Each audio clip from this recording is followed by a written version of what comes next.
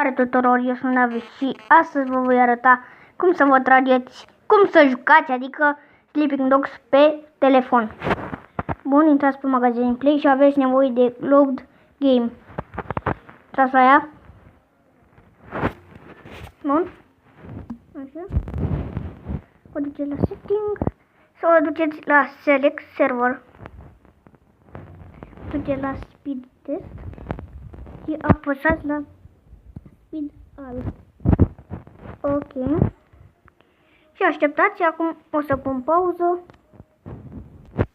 Bun, acum s-a încărcat și apăsați la primul. Bun. Vă duceți acum la mod. Da? Și dați 500. Dați orice vreți. I-am dat 576 de pup, da? Acum scrieți aici la search.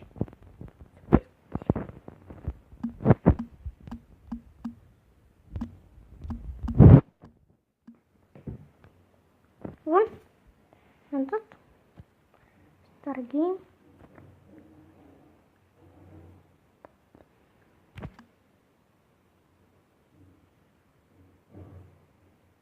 You can team up with your friends in this game. Chiar și da. Bun. Mai dăm încă o dată.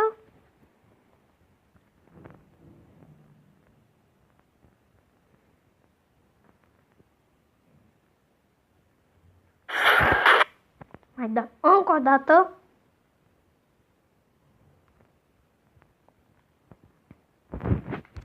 Până ne iese. 游戏开始了。 Bun. Acum începeți. Acum scrie, se încarcă.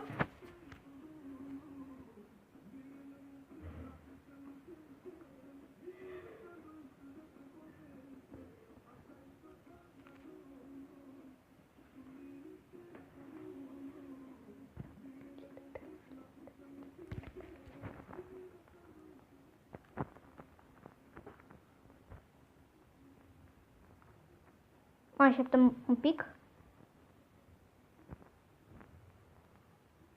Bun. Acum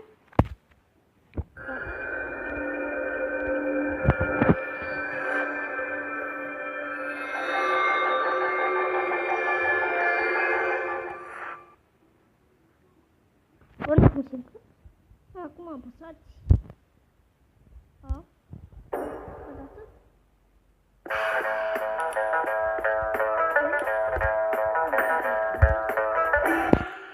Continuați.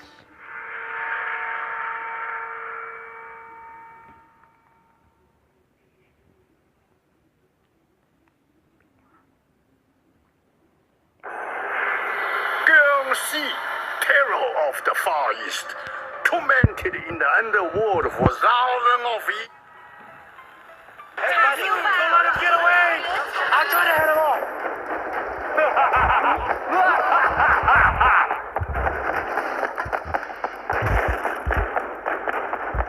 I heard you were fast. Cam atât cu acest episod. Dacă v-a plăcut, nu uitați să apăsați butonul de like și de subscribe. Pa, pa!